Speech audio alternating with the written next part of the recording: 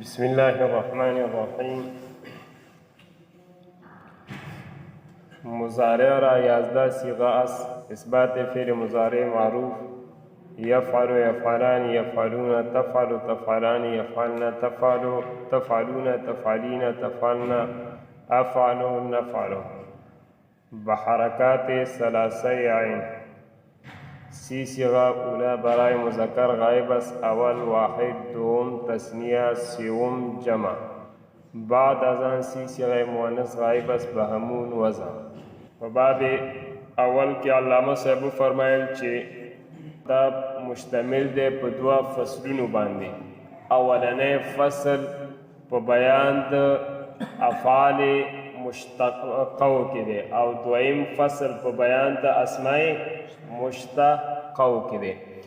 نو پرون علامه صاحب د ثلاثي مجرد لپاره شپږ بابونه ذکر کړل. څو بابونه؟ شپږ. علامه صاحب ویلي چې د فعل ماضي معلوم اوله صیغه په څو وزنونو راځي؟ په درې وزنونو باندې راځي. اول په وزن د فعله، دویم په وزن د فاعله، دریم په وزن د فعوله. بیا د فعلنا فعل مضارع په درې وزنونو سره راځي. یو په وزن د یفعلو، دویم په وزن د یفعلو او دریم په وزن د یفعلو. او د فاعله ماضی معلوم نه مضارع په دوه وزنونو سره راځي. یو په وزن د یفعلو، دویم په وزن د یفعلو. او د فعوله نه صرف مضارع په څه یو وزن سره راځي، یفعلو. نو دا ټول څو بابونه جوړیږي؟ شپږ. یو فعله یفعلو، دویم فعله یفعلو، دریم فعله یفعلو او څلورم فاعله یفعلو، پنځم فاعله یفعلو او شپږم فعوله یفعلو. دا شپږ بابونه علامه صاحب پرون ذکر که، ورسره د فعل ماضی معلوم گردان ذکر که. نو د نننی سبق نه مخکې به موږ د فعل ماضی معلوم په صیغو کې ضمایر وپېژنو. صحیح دی چې د فعل ماضی معلوم په صیغو کې کم ضمایر دي. نو تاسو ته معلوم هم دي چې په فعاله ضربه کې کم ضمیر دی؟ هو ضمیر دی. صحیح دی، واحد مذکر غایب. او په فعاله کې الف ضمیر دی.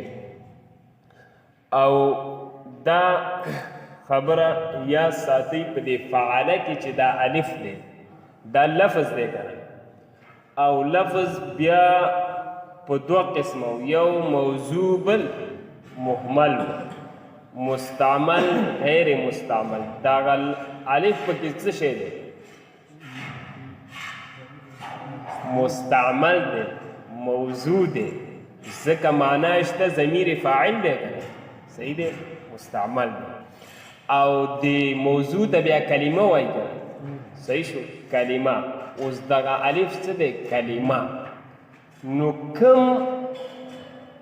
کومه کلمه چې مشتمل په یو حرف وي، کومه کلمه چې مشتمل په څو حرفونو؟ په یو حرف وي، د هغې دپاره هغه نوم اخیستلی کیږي چې کم نوم د هغې په حروف تهجي کې وي. زما په دې خبرې پوه شوي؟ وروسته به پته لګي چې پوه شوي یاستئ که نه. صحیح شو. دغه الف څه دی؟ کلمه ده. او کومه کلمه چې مشتمله په څه وي؟ یو حرف باندې وي، هغې دپاره هغه نوم اخیستلی کیږي کوم نوم چې د هغې په څه کې وي؟ حروف تهجي کې وي. د الف نوم په حروف تهجي کې څه دی؟ الف. نو ده ته به کوم ضمیر وایي؟ الف د تثنیې. صحیح دی. وروسته راځه، وروسته به دې خبرې کې مې مقصد وروسته یو څو ځایونه را روان دي، هغه دي. فعلو کې کوم ضمیر دی؟ واو ضمیر دی، د جمع مذکر غایب دی. او فعلت کې ضمیر هي ضمیر دی. صحیح شو. د واحد مؤنث غایب. او فعلتا کې کوم ضمیر دی؟ فعلتا کې الف ضمیر دی. صحیح دی. دا فعلت او فعلتا کې چې دا کومه تا ده، دا تا د چا ده؟ تانیث. دا دلالت په څه کوي په تانیث په مؤنث چې دا کار کوونکی څوک دی مؤنث دی کار چا کړی دی مؤنث کړی دی په دې دلالت کوي صحیح دی او فعلن کې ضمیر چې دی نون ضمیر دی صحیح دی او فعلت کې ضمیر تا ضمیر دی صحیح دی فعلت کې ضمیر چې دی تا ضمیر دی او فعلتما کې تما ضمیر دی او فعلتم کې ضمیر تم دی او فعلتی کی فعلتی کی فعلتی کی تا ضمیر دی تاسو ما مخکې خبر وکړله که نه کومه کلمه چې مشتمل په څه یو حرف باندې وي هغې دپاره هغه نوم اخیستلی کېږي کوم نوم چې چېرته وي حروف تهجي کې نو فعلتی کې تی به نه وایي نو فعلتی کې کوم ضمیر دی تا د دغې تا نوم په هغه کې څه دی حروف تهجي کې تا دی که نه دې ته به څه نوم الو تا صحیح دی فعلتن کې کوم ضمیر دی تن ضمیر او فعلتو کې کوم ضمیر دی تا ضمیر دی او فعلنا کې نا ضمیر دا زما په خبر پوه شوي صحیح شو نننی سبق ته راځم مضارع را یازده صیغه اثبات فعل مضارع معروف مقصد د علامه صاحب د دې عبارت نه والا تر راروان لم در یفعلو وتفعلو وافعلو ونفعلو پورې اته خبرې ذکر کول دي څو خبرې دي اته اولنۍ خبره د فعل مضارع د صیغو تعداد به ذکر کړي دویم نمبر خبره د فعل مضارع مثبت گردان به ذکر کړي صحیح شو فعل مضارع مثبت معلوم گردان به ذکر کړي دریم نمبر خبره د فعل مضارع د صیغو تفصیل او وضاحت به ذکر کړي څلورم نمبر خبره د فعل مضارع مثبت مجهول گردان به ذکر کړي صحیح شو پنځم نمبر خبره د فعل مضارع معلوم او مجهول منفی گردان به ذکر کړي شپږم نمبر خبره بیان د لن ناصبه به وکړي بیان به د چا وکړي لن ناصبه اوم نمبر خبره د نفی تاکید بلن فعل مستقبل معلوم او مجهول گردان به ذکر کړي اتم نمبر خبره د باقی حروف نواصب بیان به ذکر ټولې څو خبرې شو او اته خبرې شو اولنۍ خبره څه وه د فعل مضارع د صیغو تعداد نو علامه صاحب ذکر کوي د اول نمبر خبره په دې باره سره چې مضارع را یازده صیغه است علامه صاحب څه فرمایي چې د مضارع ټولې صیغې دلته موږ سره څو دي یا اولس څو صیغې دي یا اولس او په نورو کتابونو کې هم څو دي څوارلس اعتراض راځي پې که نه اعتراض راځي چې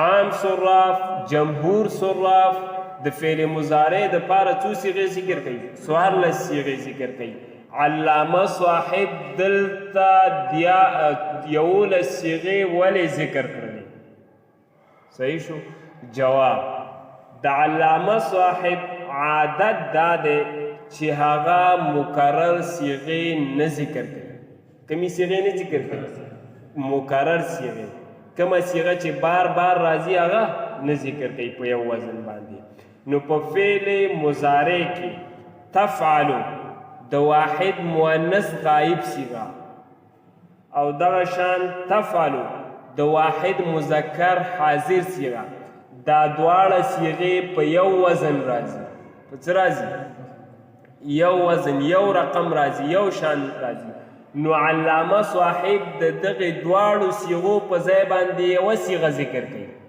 د دواړو صیغو په ځای څو صیغې ذکر کوي د دې دواړو صیغو یوه صیغه قایم و قام ګرځوي صحیح شو نو د 14 نه چې یوه کمه شي 14 نه یوه کمه شي نو څو پاتې شو 14. صحیح شو. او جمهور سراف دا دواړه صیغې ځان له ذکر کوي. او دغه شان په فعل مضارع کې تضربانې صیغه د تثنیه مؤنث غایب، او دغه شان تضربانې صیغه د تثنیه مذکر حاضر، او دغه شان تضربانې صیغه د تثنیه مؤنث حاضر. دا درې واړه صیغې په یو وزن راځي. درې واړه صیغې په څو راځي؟ یو وزن باندې راځي. نو علامه صاحب د دغې درې واړو صیغو په ځای باندې یوه صیغه ذکر کوي. د درې واړو صیغو په ځای څه ذکر کوي؟ یوه صیغه ذکر کوي. او جمهور صراف دا درې واړه ځان له ذکر کوي. نو چې 14 نه 2 نورې کمې شي څو پاتې کېږي؟ 11. 14 نه 2 کمې شي څو پاتې کېږي؟ 11. نو ځکه علامه صاحب چې دی د فعل مضارع دپاره څو صیغې ذکر کوي؟ 11. او جمهور صراف علامه صاحب 11 ځکه ذکر کوي چې هغه مکرر صیغې نه ذکر کوي، او جمهور صراف مکرر صیغې هم ذکر کوي. دې ځکه معنا په دې طریقې وکړه چې دا اعتراض سره رای نه شي. ګوره دې معنا ته فعل مضارع رایاست دا صیغاست. فعل مضارع دپاره 11 صیغې راځي بغیر د تکرار نه. قید د تکرار ورسره ولګوه، اعتراض بیا راځي نه. مکرر صیغې علامه صاحب نه دي ذکر کړي. دغه 5 صیغې په دې کې څه دي؟ مکرر دي. یو د واحد مؤنث غایب او بله د واحد مذکر حاضر مخاطب. دا 2 صیغې شوې او 3 صیغې د تثنیه. صحیح شو. دا څه دي؟ مکرر دي. اثبات فعل مضارع معروف. دویم نمبر خبره څه وه؟ د فعل مضارع معلوم گردان. نو د فعل مضارع معلوم گردان چیرته ذکر دی؟ په متن کې ذکر دی. دلته 11 صیغې دي، خو تاسو چې کم یاد کړی دی همغه ځان سره وایي. صحیح دی، همغه یاد وساتئ، یسې نه چې هم درنه هیر شي. اثبات فعل مضارع معروف. اثبات فعل مضارع معروف. یفعل، یفعلان، یفعلون، تفعل، تفعلان، یفعلن، تفعلون، تفعلین، تفعلن، افعل، نفعل بحرکات ثلاثه په 3 واړو حرکتونو د عین کلمې سره. په 3 واړو حرکتونو د چا سره؟ عین کلمې. یعنی په عین کلمې باندې 3 واړه حرکتونه ووایه. موږ ویلي فعل مضارع معلوم په 3 وزنونو سره راځي. نو یفعلو هم وایه، یفعلو هم وایه، او یفعلو. ضمایرو ته پکې غوږ شي. یفعلو کې کوم ضمیر دی؟ هو ضمیر واحد مذکر غایب. یفعلان کې کوم ضمیر دی؟ الف. دا کوم نون چې دی دته کوم نون وایي؟ نون اعرابي دی. په دې کې نون د چا دی؟ نون اعرابي. نون اعرابي د هغې نون ته ویلی کېږي چې دا د فعل مضارع په آخر کې راځي د ضمه اعرابي په عوض کې. د چا په عوض کې راځي؟ د ضمې اعرابي په عوض کې د فعل مضارع په آخر کې چې کوم نون راځي هغې ته څه ویلی کېږي؟ نون اعرابي ویلی کېږي. نو دا څه دی؟ نون اعرابي دی. ګوره په فعلونو کې فعل مضارع څه راځي؟ دا معرب دی. صحیح دی. او فعل ماضي څه دی؟ مبني. او امر هم څه دی؟ مبني دی. صحیح دی. نو اوس دا په حالات رفعي کې دي. صحیح دی. دا ټولې سوي. یفعلانه کې کوم ضمیر دی؟ الف د تثنیه. یفعلونه کې ضمیر واو دی. او دا نون پکې کوم نون دی؟ نون اعرابي دی. او تفعلو کې یا ضمیر کوم ضمیر دی؟ یا ضمیر دی. او تفعلانه کې کوم ضمیر دی؟ الف د تثنیه. او یفعلنه کې کوم ضمیر دی؟ نون ضمیر دی. په دې یفعلنه کې په 2 صيغو کې صرف نون ضمیر دی. یو یفعلنه، دویم تفعلنه. په دې 2 کې ضمیر نون دی. د همدې د وجې نه دا 2 صيغې څه دي؟ مبني دي. د 2 صيغو په آخر کې چې دا نون دی دا کوم نون دی؟ نون دی نون ضمیر دی. ضمیر دی دا نون چې نون د ضمیر دی. نو همدقې د وجې نه دا 2 صيغې څه دي؟ مبني دي. نو یفعلنه کې دا ضمیر څه دی؟ نون دی. صحیح دی. او تفعلون کې ضمیر شی دی واو. او تفعلین کې ضمیر یا. تفعلین کې ضمیر څه ده؟ یا ده. او تفعلن کې ضمیر نون دی. او افعلو کې ضمیر انا. او نفعلو کې ضمیر نحنو. نو په یفعلو کې ضمیر چې شو مستتر دی که بارز؟ مستتر دی. یفعلان کې ضمیر بارز. یفعلون کې بارز. تفعلو کې مستتر دی. او تفعلان کې بیا بارز دی. یفعلن کې بارز دی نون ضمیر دی. او تفعلون کې هم بارز دی. تفعلین کې هم بارز دی چې یاده. او په تفعلن کې هم بارز دی چې نون دی. افعلو کې ضمیر هم څه دی؟ مستتر. او نفعلو کې هم څه دی؟ مستتر دی. صحیح دی. په دې څلور صیغو کې نون څه دی؟ ضمیر څه دی؟ مستتر. او په باقي کې بارز. صیغه اوله برای مذکر غایب است. دریم نمبر خبره څه وه؟ وضاحت د صیغو او تفصیل د چا؟ د صیغو د فعل مضارع.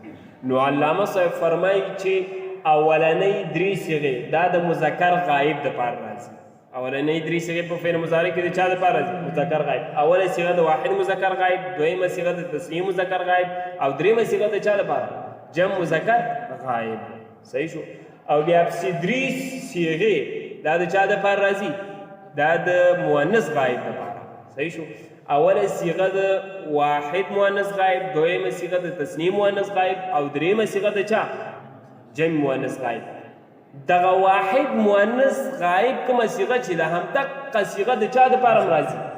د واحد مذکر مخاطب دپاره راځي. نو دغه یوه صیغه قایم مقام د څو صیغو ده؟ د دوو صیغو ده. صحیح ده. د یوه صیغه په ځای د څو صیغو استعمالېږي؟ دوو صیغو.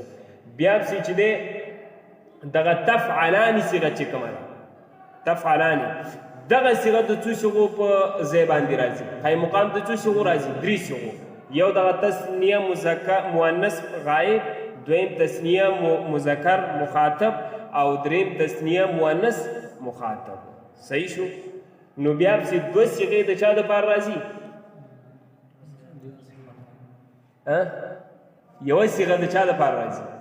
مذکر مخاطب چې څه ده؟ تفعلون. صحیح شو. او بیا پسې چې دی دوه صیغې د چا دپاره راځي؟ مؤنث مخاطب دپاره. یو تفعلینا، دویمه تفعلنا. تثنیه خو مخکې تلې ده که نه؟ صحیح شو. او پسې بیا دوه صیغې د چا دپاره راځي؟ متکلم.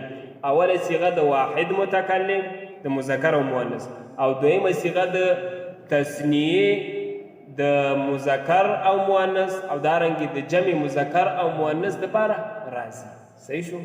لاندې ګوره دریم نمبر خبر علامه صاحب ذکر کوي چې صیغه اوله اوله صیغه صیغه اوله اولنۍ درې صیغې برای مذکر غایب است دپاره د چا دي؟ مذکر غایب. اول واحد، اوله صیغه د واحد مذکر غایب دپاره راځي. دوم تثنیه، دویمه صیغه د تثنیه مذکر غایب. سوم دریمه صیغه جمع د جمع مذکر غایب لپاره. بعد از آن سی صیغه مؤنث غایب است. پس د دې نه بیا درې صیغې د چا دپاره راځي؟ مؤنث. درې څو کېږي ستاسو په کلي کې؟ شپږ کېږي. بهمون وضع په همدغه طریقه باندې، په طریقې د چا باندې؟ د مذکر غایب. یعنی اوله د واحد مؤنث، دویمه د تثنیه مؤنث، او دریمه د جمع مؤنث دپاره. مگر در آن تفعلو، مگر په دغې تثنیه مؤنث غایب صیغو کې تفعلو برای واحد مذکر حاضر نیز آید. دغه تفعلو صیغه د واحد مذکر حاضر دپاره هم راځي. د چا دپاره هم راځي؟ د واحد مذکر حاضر. بس آن بجای دو صیغه است. نو دغه تفعلو په ځای د څو صیغو راځي؟ دوه. نو دغه تفعلو قایم مقام د څو صیغو دی؟ دوه. صحیح شو. و تفعلانی، او تفعلانی صیغه چې کوم تثنیه مؤنث غایب وه برای تثنیه مذکر حاضر، دا د تثنیه مذکر حاضر و مؤنث حاضر، او د مؤنث حاضر دپاره نیز آید هم راځي. چا دپاره هم راځي؟ د تثنیې مذکر حاضر او د تثنیې مؤنث حاضر نو دغه بس آن بجای سی صیغه نو دغه تفعلان په ځای د څه صیغو دی درې دا تفعلان قایم مقام د څه صیغو دی درې صحیح شو وتفعلون صيغه جمع مذکر حاضر او تفعلون صيغه د چا ده جمع مذکر حاضر وتفعلين واحد مؤنث حاضر او تفعلين د چا صيغه ده واحد مؤنث حاضر وتفعلنا جمع مؤنث حاضر او تفعلنا دا صيغه د جمع مؤنث حاضر ده افعل واحد مذکر و مؤنث متکلم او افعل صيغه د واحد مذکر او مؤنث متکلم ده ونفعل او نفعل تثنیه و جمع مذکر و مؤنث او د جمع مذکر او مؤنث متکلم مع الغیر دا د چا دا متکلم مع الغیر اثبات مضارع مجهول څلورم پنځم نمبر خبره څه څلورم د فعل مضارع مجهول مثبت گردان نو هغه په متن کې ذکر دی علامه سید درته ذکر کوي چې اثبات مضارع مجهول يفعل يفعلان يفعلون تفعل تفعلان يفعلن تفعلون تفعلين تفعلن افعل نفعل نفي مضارع معروف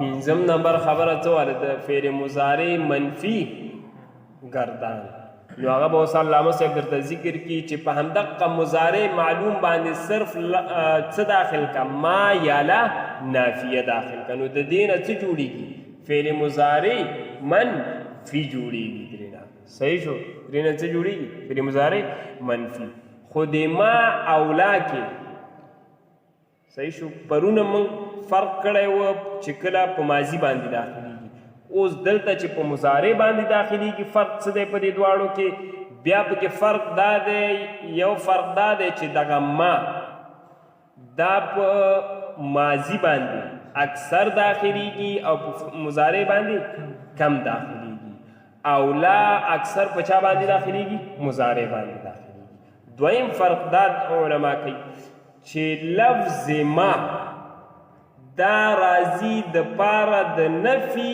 د حال د نفي د چا د پاره راضی حال د پاره او لفظ لا دا راضی د پاره د نفي د حال او استقبال دواړو دویم فرق باندې پوښ چې لفظ ما دا صرف راضی د پاره د نفي د چا حال د حال زمانه موجوده زمانه او لا راضی د پاره د نفي د حال او استقبال دواړو صحیح دی راضی گردانونه لاندې ذکر دي که ذکر نه آسان دي نفي مضارع معروف پنځم نمبر خبره نفي مضارع معروف لا يفعل لا يفعلان لا يفعلون دا لا صرف معنا عمل کوي لفظا نه کوي لا او ما لفظا عمل نه کوي معنا عمل چې دی چې مضارع مثبت نه څه جوړي مضارع منفي د یفعلو معنا مخکې وا کوي یا به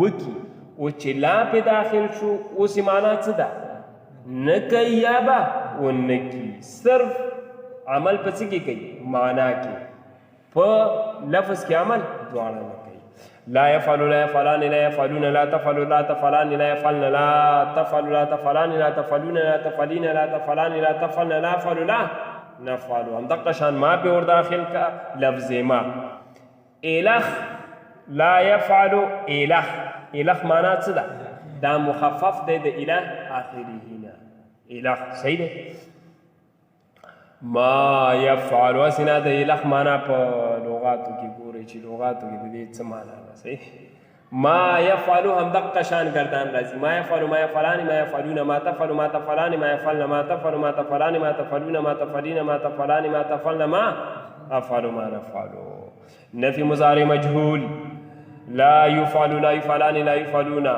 او ما يفعل ما يفعلان ما يفعلون صحیح شو دا گردان چون لن بر مضارع داخل شود در يفعل وتفعل وافعل ونفعل النسب کند شپږم نمبر خبره څه بیان د لن ناسبه دا لن دا د حروف نواسبونه دي موږ تاسو حروف نواسب پیژنو چې ټول څو دي موږ سره څلور یو ان، دویم لن، دریم کې او ایزن. صحیح شو؟ نو دغه لن دا 2 رقم عمل کوي. لن ناسبه څو رقم عمل کوي؟ 2. یو ته وایي عمل لفظي، دویم ته وایي عمل معنوي. عمل لفظي د لن ناسبه دا دی چې دا 5 صیغو ته نسب ورکوي. 5 صیغو ته څه ورکوي؟ نسب. یوه صیغه د یفعلو دی، دویم د تفعلو ده، دریم د تفعلو، څلورم د افعلو، پنځم د نفعلو. دې 5 صیغو ته لن څه ورکوي؟ نسب. 5 صیغو ته نسب ورکوي او د 7 صیغو نه څه غورځوي؟ نون اعرابي چې 4 د تثنیې دي او 2 صیغې د چا دي؟ جمع مذکر غایب او حاضر، او یوه صیغه د چا ده؟ واحد مؤنث حاضر. نو دغې 7 صیغو نه څه غورځوي؟ دغه لن ناسبه نون اعرابي غورځوي او 2 صیغو کې هیڅ عمل نه کوي. او عمل معنوي د لن ناسبه دا دی چې دا راځي د پاره د نفي د تاکید د استقبال. عمل معنوي څه شو؟ دا راځي د پاره د نفي د تاکید د استقبال. یعنی عمل معنوي د دې 3 شیان. یو دا دی چې دا د فعل مضارع مثبت نه مضارع منفي جوړوي. یو. دویم په دې نفي کې تاکید پیدا کوي. نفي کې څه پیدا کوي؟ تاکید. دریم دا مضارع خاص کوي د چا پورې؟ استقبال. ورسې دا څه دی؟ عمل معنوي. علامه صاحب فرمایي چون لن کله. چون به معنا دلته کله دی، شما چی میگی د فارسی؟ چون کله چې چون لن کله چې لن بر مضارع داخل شود، په مضارع باندې داخل شي. با خیال ما د کدام وقت معنا میکنی شما چی؟ چون لن د کدام وقت لن بر مضارع داخل شود، به مضارع داخل بشود. ایدورا نمیفهمی؟ در یفعلو و تفعلونو په یفعلو او تفعلو و افعلو او نفعلو نسب کند. په دې 5 صیغو ته څه ورکوي؟ نسب. و از یفعلان تفعلان دا ګوره عملی لفظي دی. و از یفعلان تفعلان او د یفعلان تفعلان یفعلون تفعلون او تفعلیننا نون اعرابی را ساقط کند. نون اعرابی غرزوی. څه شی غرزوي؟ نون اعرابی غرزوي. نو دلته علامه صاحب څو صیغې ذکر کړلې بغیر د تکرار نه؟ 5. او د جمهورو په نسبت باندې څو دي؟ او. صحیح دی؟ ځکه ما درته وویلې و در یفعلن و تفعلن هیڅ عمل نه کند. په یفعلن او تفعلن کې څه نه کوي؟ هیڅ عمل نه کوي. ولې؟ چې دا کومې صیغې دي؟ دا مبني دي. دو کې چې کوم آخر کې کوم نون دی، دا کوم نون دی؟ ضمیر دی. دا وایي په هغو خو دې وس ورسېده په ما دی؟ ګوره وس نه رسېږي. پوه شو؟ هیڅ عمل نه کند. و مضارع مثبت را. او اوس عمل معنوي د دې څه چې دا راځي د پاره د نفي د تاکید استقبال. د فعل مضارع مثبت نه منفي جوړوي او په دې نفي معنا کې تاکید پیدا کوي او دا مضارع خاص کوي د چا په استقبال. اوس دا عمل معنوي درته ذکر کوي. و مضارع مثبت را به معنای نفي تاکید مستقبل گرداند. او مضارع مثبت لرا په معنا د نفي د تاکید او مستقبل سره ګرځي. چا سره؟ یعنی مضارع مثبت په معنا د منفي او بیا دغه نفي کې تاکید او بیا دغه مضارع خاص کوي د چا پورې؟ فعل مستقبل پورې. صحیح شو؟ نفي تاکید بلند در فعل مستقبل معروف. اوم نمبر خبره څه وه؟ گردانونه د چا؟ د فعل نفي تاکید بلند ناسبه معلوم او مجهول. دا اوس درته ذکر کوي. نفي تاکید بلند در فعل مستقبل معروف. لن یفعلا لن یفعلا لن یفعلو لن تفعلا. اوس د لن یفعل مخکې یفعل معنا یفعلو معنا وا کوي یا به وکي. اوس د لن او د لا یفعل هغه لام د پاره د نفي راځي او لنم د پاره د چا راځي؟ نفي. خو فرق دا دی چې هغه مطلق نفي د پاره راته، تاکید د پاره نه راته. او لن د چا د پاره راځي؟ تاکید. د یفعلو معنا څه ده؟ کوي یا به وکي. او د لا یفعلو معنا څه ده؟ نه کوي یا به ونه کړي. صحیح شو. او د لن یفعل معنا څه ده؟ هیڅ کله به ونه کړي. تاکید پیدا شي که نه؟ هیڅ کله به ونه کړي. صحیح شو. لن يفعل لن يفعل لن يفعلوا لن تفعل لن تفعلا لن يفعلنا لن تفعلوا لن تفعلي لن تفعلنا لن أفعل لن نفعل. نفي تأكيد بلند الفعل مستقبل مجهول. لن يفعل لن يفعلا لن يفعلوا لن تفعلا لن تفعلا لن يفعلنا لن تفعلوا لن تفعلي لن تفعلنا لن أفعل لن نفعلا. أن وكي وإذن هم مثل لن عمل کند. اتم نمبر خبره څه وه؟ د ذکر د باقی حروف نواصب. علامه صاحب فرمایي چې ان کې اذن دا درې واړه حروف هم دوه رقمه عمل کوي. څو قسمه عمل کوي؟ دوه. یو ته وایي عملي لفظي، دویم ته وایي عملي معنوي. عملی لفظی د دې درې واړو په شان د عملی لفظی د لن ناسبه ده. عملی لفظی د دې درې واړو په شان د چا ده؟ د لن ناسبه. یعنی دا درې واړه هم د فعل مضارع پنځه صیغو ته څه ورکوي؟ نصب. او د فعل مضارع د اوه صیغو نه دا درې واړه څه غورځوي؟ نون اعرابي. او دوه صیغو کې څه نه کوي؟ عمل دا د دې څه عملي لفظي. عملي معنوي د دې درې واړو دا دی چې دغه درې واړه حروف نواسب فعل مضارع خاص کوي د مستقبل پورې. عملي معنوي څه شو؟ فعل مضارع دا درې واړه چا پورې خاص کوي؟ فعل مستقبل پورې. صحیح شو. د ان دویم عملي معنوي څه دی؟ چې فعل مضارع په معنا د چا ګرځي؟ مصدر سره. صحیح شو. د ان عمل معنوي دوه شو او د باقی دوه څو دي؟ یو عمل معنوي. په دې ورسېدو بیا کې سببیت دپاره راځي. یعنی د دې ما قبل سبب د چا دپاره؟ ما بعد دپاره. ما قبل چا دپاره سبب؟ لکه مثال اسلمت کی ادخل الجنه. ما اسلام راوړو د دې دپاره چې څه شمه؟ جنت ته داخل شمه. دغه اسلام راوړل سبب دی دپاره د چا؟ د دخول د جنت ته. صحیح شو. او اذن د دې یو نوم دی جزا. د اذن یو نوم څه دی؟ جزا. دویم نوم دی جواب. دویم نوم څه دی؟ جواب. دریم نوم دی مکافات. څه دی؟ د اذن څو نومونه دي؟ یو دی جزا او بدله. دویم څه دی؟ جواب. دریم مکافات. صحیح شو.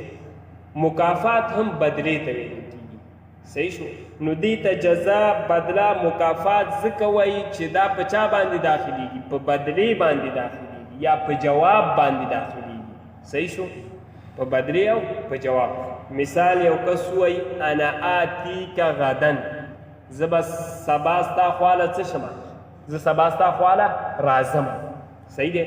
ته ورته په جواب کې وایي اذن اکرمکه، که ته سبا زما خواته راغلی نو په هغه وخت کې به زه ستا څه وکړم؟ عزت به دې وکړم. صحیح شو. ناشته ماشته به درته تیاره کړم، بوتل وغیره چای به درته څه کوم تیار کړم. اذن په بدلې کې راغی که نه؟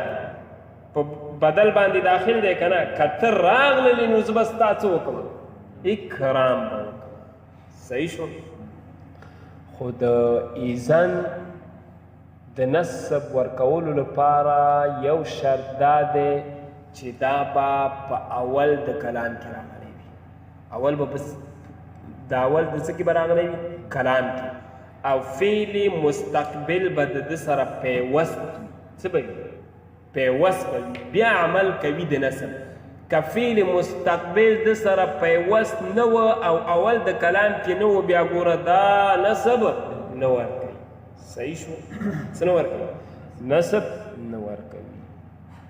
بس دی دومره. ډېر خو به نه اول نمبر خبره څه وه؟ تعداد د فعل مضارع د صیغو چې علامه صاحب ویلي د فعل مضارع دپاره بغیر د تکرار نه څو صیغې راځي 11 صیغې سره د تکرار نه څو راځي 14 لکه جمهور علما چې ذکر کوي بیا دویم نمبر خبره څه وه د فعل مضارع د فعل مضارع معلوم مثبت گردان او دریم نمبر خبره د فعل مضارع د صیغو وضاحت بیان چې علامه صاحب ویلي اول 3 صیغې د مذکر غایب دپاره راځي پسې 3 صیغې د مؤنث غایب دپاره راځي بیا د مؤنث غایب کې تفعل صیغه دا د چا دپاره هم راځي واحد مذکر حاضر مخاطب دپاره هم راځي او نو دغه یوه صیغه قایم مقام د څو صیغو ده 2 او تفعلان صیغه دغه د 3 صیغو دپاره راځي صحیح شو په ځای د 3 صیغو راځي یو د صیغې د مؤنث تثنیه مؤنث غایب دویم د تثنیه مذکر حاضر دریم د تثنیه مذکر حاضر نو دا یوه صیغه قایم مقام د څو صیغو ده 3 صیغو ده صحیح شو بیا پسې تفعلون صیغه د چا ده جمع مذکر حاضر او تفعلین صیغه ده واحد مؤنث حاضر او تفعلن صیغه د جمع مذکر جمع مؤنث حاضر افعل صیغه د واحد متکلم او نفعل صیغه د جمع متکلم مع الغیر بیا پسې څلورم نمبر خبره څه وه د فعل مضارع مجهول مثبت گردان او پنځم نمبر خبره څه وه